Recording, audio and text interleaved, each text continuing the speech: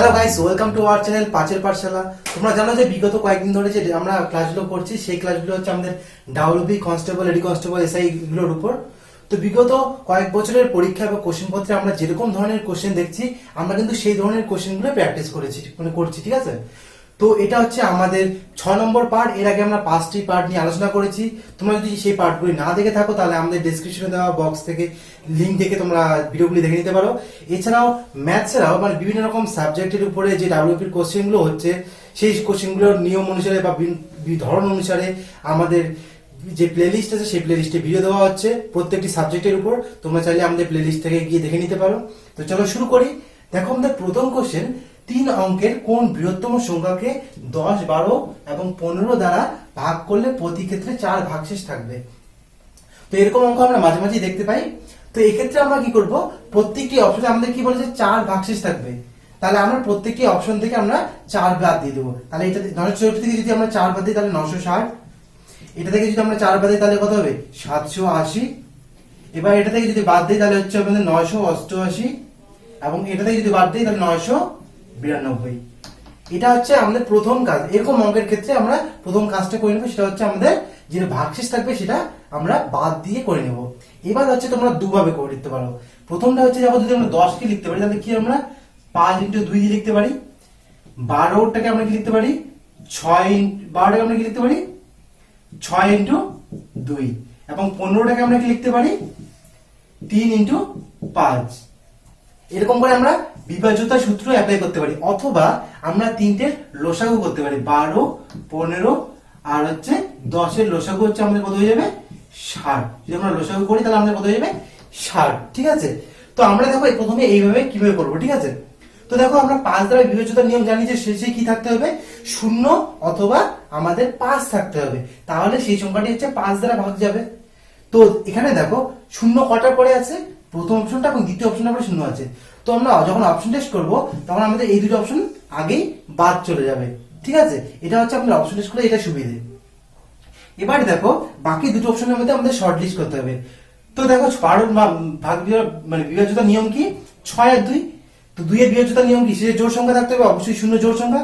এবং 6টা কি ভাগ করার নিয়ম হচ্ছে, প্রত্যেকটি সংখ্যার যোগ মানে সংখ্যাগুলির যোগফল 3 দ্বারা ভাগ দিতে হবে এবং শেষে জোড় সংখ্যা থাকতে হবে। তো 8 আর 7 হচ্ছে আপনাদের 15, যেটা হচ্ছে আমাদের 3 দ্বারা কি দেয়, ভাগ যায় 5। আর এটা হচ্ছে 9, 6, 15। তো এটা আমাদের 3 দিয়ে ভাগ যায়। ঠিক আছে, 3, 5, 15, তাই না। তো আমাদের কি ভাগফল 5 আসতেছে, মানে এটা অপশনও ভাগ যাচ্ছে, এটা অপশনও ভাগ যাচ্ছে। এবার হচ্ছে 3 দ্বারা ভাগ করার নিয়ম কি, প্রত্যেকটি সংখ্যার যোগফল আমাদের 3 দ্বারা ভাগ দিতে হবে, সেটা এখানে দেখলাম। এবং 5 দ্বারা শেষে কি থাকতে হবে, 0 থাকতে হবে। অর্থাৎ এই দুটো অপশনই আমাদের কি সবগুলো নিয়ম ফলো করছে। ঠিক আছে। তো এবার দেখো, আমাদের কি বলেছে, বৃহত্তম সংখ্যা। এটা আমরা ভালো করে লক্ষ্য করতে হবে যে বৃহত্তম সংখ্যা। তো এখানে দুটো সংখ্যার মধ্যে বৃহত্তম কোনটা, 964 অবশ্যই বৃহত্তম, তাই না। তো এই হয়ে যাবে আমাদের অ্যান্সার। এটা হচ্ছে প্রথম ভাবে। যদি আমরা এভাবে করি, সেক্ষেত্রে আমাদের কি আগে 4 বা ভাগশেষটা যেটা আছে সেটা বাদ দিয়ে আমরা অপশনগুলো লিখে নিব। এরপরে হচ্ছে আমাদের 60 দিয়ে ভাগ করতে হবে, মানে কোন সংখ্যাটা আমাদের 60 দিয়ে ভাগ যায়। ঠিক আছে। তো এখানে 960 আছে, 60 দিয়ে যদি আমরা ভাগ করি তাহলে হচ্ছে আমাদের 60 দিয়ে যদি আমরা 960 কে ভাগ করি তাহলে আমাদের কি 60 60, এটা 6, 36, 360, তাহলে 6, 6, 36, তাই না, আমাদের 16 হয়ে যাবে। এবার এটা যদি আমরা করি তাহলে হচ্ছে আমাদের 780, যেটাকে আমরা কি করতে হবে, 6 দিয়ে ভাগ করতে হবে, তাই না, 60 দিয়ে। 60 দিয়ে ভাগ করলে আমাদের 60 × 60, 8, 1, তাই না, 1, 18 অর্থাৎ 180, 318 অর্থাৎ 13। তো দেখো, এই দুটোই আমাদের ভাগ যাচ্ছে। তো বাকিগুলো আমাদের অবশ্যই ভাগ যাবে না, সেটা তোমরা বিভাজ্যতার মাধ্যমে করতে পারো, এটার মাধ্যমে করতে পারো। ঠিক আছে। তো এখানে দুটোই ভাগ যাচ্ছে, তার মানে বৃহত্তম কোনটা, অবশ্যই 964, তাই না। তো এটাই হয়ে যাবে আমাদের অপশনের উত্তর। পরে 2 নম্বর প্রশ্ন হবে, কি বলেছে, 8 ও 18 এর মধ্য সমানুপাতি কত। তো এখানে আমাদের কি মধ্য সমানুপাতি বের করতে বলেছে। তো যখন এরকম দুটো ধনাত্মক সংখ্যার আমাদের মধ্য সমানুপাতি বের করতে বলবে, আমরা কি করব, দুটো সংখ্যার গুণ করবো। ঠিক আছে, 8 × 18, দুটো সংখ্যার গুণ করে আমরা বর্গমূল করে দেবো। ঠিক আছে, বর্গ করে দিলে, বর্গমূল যদি আমরা করি তাহলে হচ্ছে আমাদের যেটা বেরোবে সেটাই হচ্ছে আমাদের উত্তর। ঠিক আছে। তো 8 আর 18 আমরা যদি করি তাহলে হচ্ছে 44 হাতে 6, 8 × 8 = 14, তাহলে 144। তো 144, এটা হচ্ছে আমাদের, এটাকে যদি আমরা বর্গমূল বের করি তাহলে কত হয়ে যাবে, 12, তাহলে 12 বর্গ হচ্ছে আমাদের 144। তো এটাই হচ্ছে আমাদের উত্তর বা অপশন বি, ঠিক আছে। তো আমরা কি করব, যখন কোনো দুটি সংখ্যার আমাদের মধ্য সমানুপাতি বের করতে হবে, আমরা দুটি সংখ্যার গুণ করে সেটার বর্গ করে দেব। যদি আমরা 18 গুণ করি তাহলে আমাদের 144, সেটার বর্গ করলে আমাদের কি জানি 12 বর্গ হচ্ছে আমাদের 144, তাই না। তো এটা হচ্ছে আমাদের অপশন বি। এভাবে আমরা মধ্য সমানুপাতি বের করব। তো আমাদের পরের প্রশ্ন কি বলেছে, 40 জন লোক 8 দিনে 2000 টাকা উপার্জন করে, কতজন লোক 2 দিনে 200 টাকা উপার্জন করবে। তো আমাদের কি এখানে দেখো তিনটে পরিমাণের দেওয়া আছে, 40 জন লোক 8 দিনে 2000 টাকা, আরেকটা হচ্ছে কতজন লোক 2 দিনে 200 টাকা উপার্জন করবে। তো এখানে কি আমাদের কি দ্বৈরাশিক নিয়মের যেভাবে করে সেভাবে আমরা করব। তো এর আগে আমরা সময় কার্যের ক্ষেত্রে কিন্তু দ্বিরাশিক নিয়ম করেছিলাম, সেখানে আমরা কি যে কোনোটাকে আমরা প্রথম দ্বিতীয় ভাবে লিখেছিলাম। কিন্তু ত্রৈরাশিক নিয়মের ক্ষেত্রে আমরা যেটা করব সেটা হচ্ছে আমাদের কতজন লোক সেটা আমাদের চেয়েছে। তো আমাদের লোক সংখ্যাটা আমরা কি লিখবো, সব থেকে ডান সাইডে লিখবো, ঠিক আছে, লোক সংখ্যা। এবং আমাদের কি দিন সংখ্যা আছে আর টাকার পরিমাণ আছে। তো টাকার পরিমাণটা লিখলাম টাকা, আর হচ্ছে আমাদের দিন সংখ্যা। এবার আমরা কি করব, পরিমাণগুলো বসিয়ে দিব, ঠিক আছে।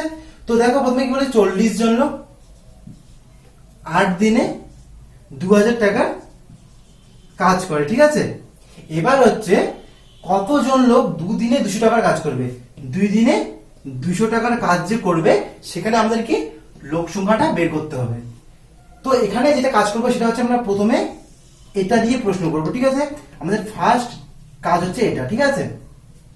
তো দেখো 2000 টাকা উপার্জন করতে আমাদের লাগে 40 জন লোক। এবার 200 টাকা উপার্জন করতে আমাদের কতজন লোক লাগবে, অবশ্যই কম লাগবে। দেখো 40 জন লোক কাজ করতে মানে কাজ করে 2000 টাকা উপার্জন করে, 200 টাকা উপার্জন করতে হবে, কম লোক লাগবে। তাহলে হচ্ছে আমরা কি, যদি আমাদের পরিমাণটা কম বেরোয় তাহলে কি করি, আমরা ছোট সংখ্যাটা উপরে দেই। তাহলে 200 উপরে, নিচে 2000 হয়ে গেল, গুণ চিহ্ন দিয়ে দিলাম। এবার আমরা এই কাজটা করব, মানে এটা দিয়ে প্রশ্ন করব, এটা আমাদের সেকেন্ড কাজ, ঠিক আছে। এবার দেখো 8 দিন কাজ, মানে 40 জন যদি কাজ করে তাহলে কাজটা 8 দিনে শেষ হয়। এবার আমাদের কাজটা 2 দিনে শেষ করতে হবে, তাহলে কতজন লোক লাগবে, অবশ্যই বেশি লোক লাগবে, 40 বেশি, 40 জন লোকের থেকে যদি বেশি লোক হয় তাহলে কাজটা আমাদের 2 দিনে শেষ হবে। তাহলে আমাদের কি বেশি লাগবে, তাই না, 2 দিনে কাজটা শেষ করতে আমাদের বেশি লোক লাগবে। তাহলে বেশি হলে আমাদের কি বড় সংখ্যাটা উপরে যায়, ছোট সংখ্যাটা নিচে, ইন্টু 40। যদি আমরা এভাবে সাজিয়ে নিতে পারি তাহলে আমাদের উত্তর পেয়ে যাবো খুব সহজেই, ঠিক আছে। তো একটা শূন্য, দুটো শূন্য, তিনটে শূন্য, তিনটে শূন্য, তিনটে শূন্য কাটা দিলাম, ঠিক আছে। 2 দিয়ে কেটে দিলাম 2, যদি কাটে আমরা 2, অর্থাৎ 8 দুনে 16, অর্থাৎ আমাদের 16 জন লোক যদি হয় তাহলে কাজটা আমাদের 2 দিনে শেষ হবে, ঠিক আছে। তো আমাদের অপশন ডি হয়ে যাবে। তো আমাদের 16 জন লোক লাগবে যেটা 200 টাকা ইনকাম করবে এবং কাজটা 2 দিনে শেষ করবে। 200 টাকার কাজ 2 দিনে শেষ করতে আমাদের 16 জন লোক লাগবে, ঠিক আছে। এখানে আমরা প্রশ্নটা করলাম যে 40 জন লোক আমাদের 8 দিনে কাজটা শেষ করে, তার জন্য আমাদের কি বেশি লোক আমরা লাগবে, তার জন্য আমাদের 2 দিনে শেষ হবে। কিন্তু আমাদের কি এবার তিনটে অ্যামাউন্টই ধরতে হবে, মানে 200 টাকার কাজটা করতে হবে। এবার 200 টাকার কাজ 2 দিনে আমাদের কতজন লোক লাগবে, 16 জন লোক হলে আমাদের 2 দিনে 200 টাকার কাজ হয়ে যাবে, ঠিক আছে। তাহলে আমাদের অপশন ডি হয়ে যাবে। এটা কিন্তু কনফিউশন হবে না যে আচ্ছা আমাদের এখানে কি বেশি লোক লাগবে আমরা ভেবে করলাম কিন্তু কম লোক আসলো, সেটা কিন্তু না। সেখানে এখানে দেখো 200 টাকার কাজ করতে হবে, ঠিক আছে, তার জন্য আমাদের 16 জন লোক লাগবে। দেখো এই কোশ্চেনটা একটু ভালোভাবে দেখবে। দুটি নল একটি খালি ট্যাঙ্ক যথাক্রমে 6 মিনিট ও 7 মিনিটে পূর্ণ করে, ঠিক আছে। তো নল দুটিকে যথাক্রমে 1 মিনিট অন্তর অন্তর, মানে যখন প্রথম নলটি চলে তখন দ্বিতীয় নলটি বন্ধ থাকে, এবং দ্বিতীয় নলটি যখন চলে তখন প্রথম নলটি বন্ধ থাকে, যেহেতু অন্তর অন্তর মানে পর পর, ঠিক আছে। খোলা হলে কত সময় ট্যাঙ্ক পূর্ণ হবে। তো আমরা প্রথমে যেরকম করে সময় কার্যের অঙ্ক করি সেরকম ভাবে আমরা মোট কাজের ইউনিটটা বের করবো এবং তাদের যে মিনিটের যে কাজের ইউনিটটা সেটা বের করে নেবো, ঠিক আছে। তো ধরলাম আমরা এ নল একটা, বি নল একটা। তো কি কাজ করে, এ হচ্ছে 6 মিনিটে 7 মিনিটে, লসাগু করতে হবে আমাদের, লসাগু হয়ে যাবে 42 ইউনিট, যেটা হচ্ছে আমাদের কি মোট কাজ। এবং আমাদের এ করবে 6 7 42 ইউনিট, অর্থাৎ 7 ইউনিট পার মিনিট, এবং এ করবে 6 ইউনিট প্রতি মিনিট, ঠিক আছে। আমাদের এ করছে 7 ইউনিট এবং বি করছে 6 ইউনিট। তো তো দেখো এখানে কি 1 মিনিট অন্তর অন্তর যখন 7 ইউনিটে এ কাজ করছে তখন বি বন্ধ থাকছে, এবং যখন বি কাজ করছে তখন এ বন্ধ থাকছে। তো যদি আমরা 2 মিনিট এটা ধরি, 7 আর 6 আমাদের কত, 7 যোগ 6 সমান হচ্ছে আমাদের 13 ইউনিট কাজ হচ্ছে। কত মিনিটে? 1 মিনিট, এটা 1 মিনিট, 2 মিনিটে, ঠিক আছে। তো 2 মিনিটে কাজ হচ্ছে আমাদের 13 ইউনিট। তো আমাদের মোট কাজ আমাদের কত ইউনিট? 42 ইউনিট।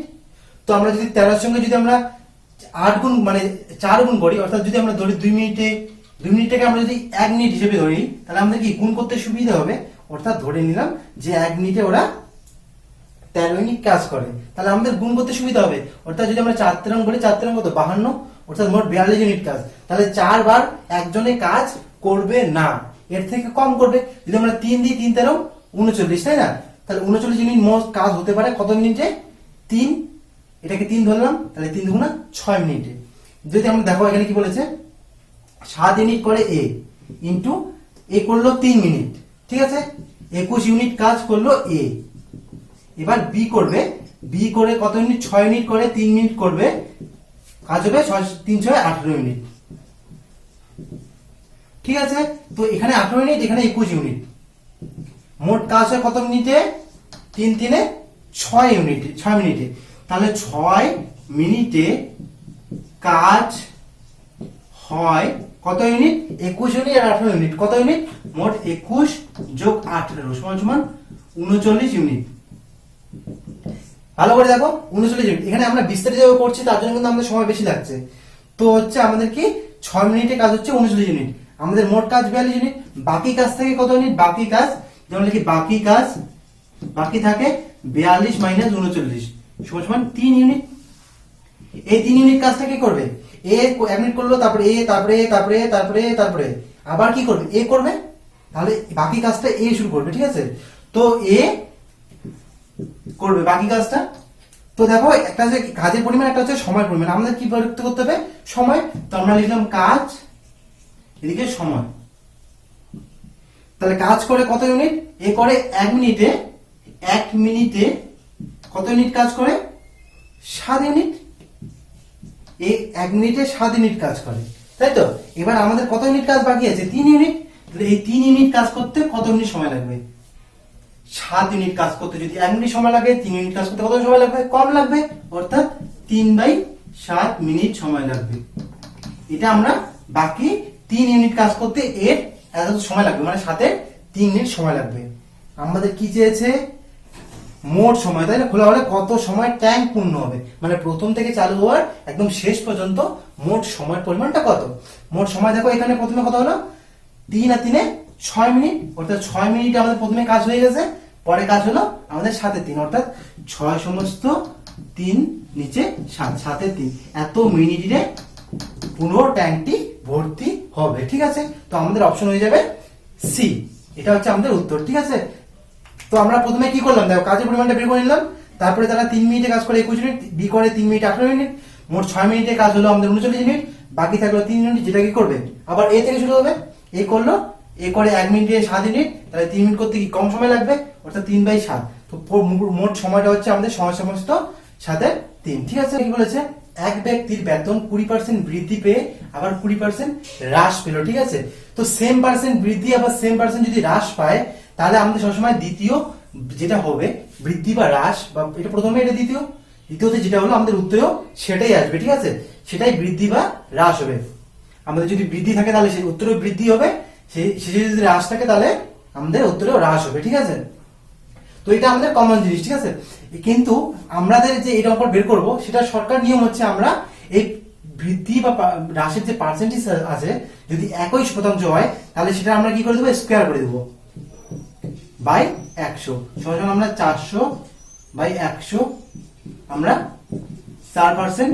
অবশ্যই কি হ্রাস, যেহেতু আমাদের কি হ্রাস পেল, এখানে আমাদের লাভ বা ক্ষতি দিয়ে বলতে পারে, ঠিক আছে।